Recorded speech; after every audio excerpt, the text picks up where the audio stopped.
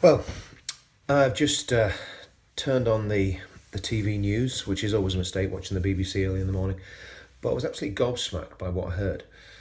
We had I think the ambassador to the United States in a leaked memo, and of course nothing's ever leaked from the Foreign and Commonwealth Office unless the Foreign and Commonwealth Office want the leak to get out into the public domain. And what this leak basically said was that Donald Trump's administration, I think, was inept and dysfunctional. Now, America is the UK's greatest ally.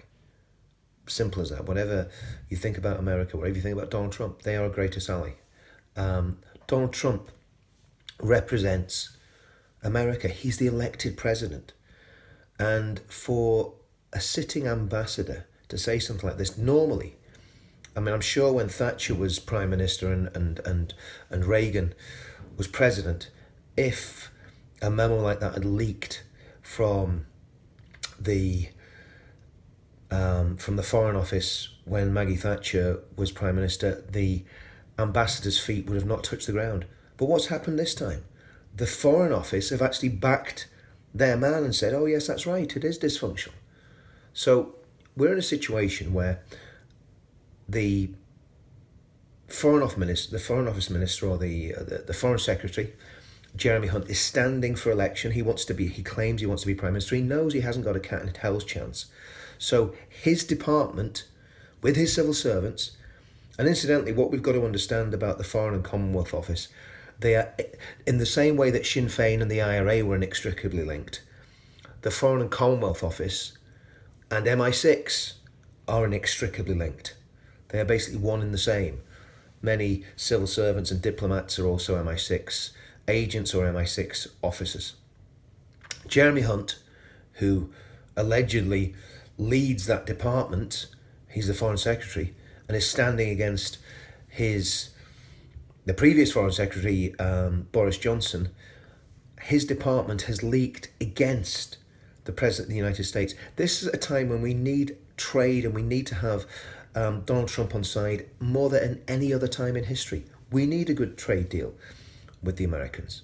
So this is very, very strange. And is this Jeremy Hunt and sinister forces in the Foreign and Commonwealth Office, maybe even the head of national security himself? Who knows? Who knows? We don't know.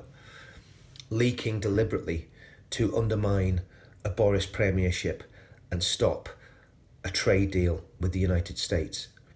In the world we live in, and the way our I mean, how can we accuse the Americans of having a dysfunctional government? We voted to leave the European Union 3 years ago because of a pathetic, weak, and